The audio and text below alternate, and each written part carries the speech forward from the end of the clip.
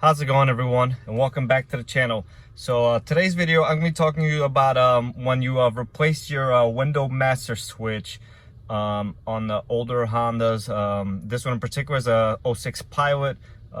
This can apply to '08 and before Civics and Accords, anything below basically like late 2000s and on. So if you replace your master window switch and your remote won't unlock your doors on your Honda, so this will apply to you. All right, so I have two remotes here, this one, and I have one in ignition.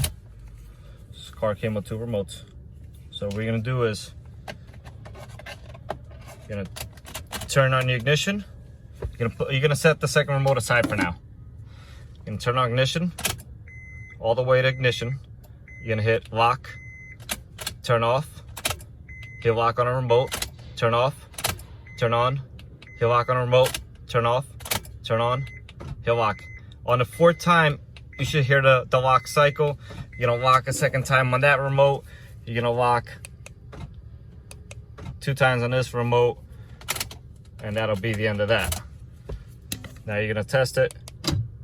You hear the lock cycling, and the horn confirms it. So if you're replacing your window master switch on any Honda up to late 2000s, and then your keyless door locks don't work with your remote, then this would apply to you. You're gonna do the procedure I showed you, which is basically turn on ignition. You're gonna press lock, turn off, turn on, lock, turn off, turn on, lock, turn off, turn on, lock.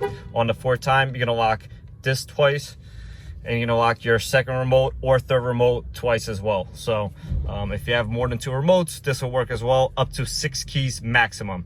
So thanks for watching, guys. Don't forget to subscribe to the channel and like the video. And as always, let me know if you'd like me to do something in the comments, and stay safe out there.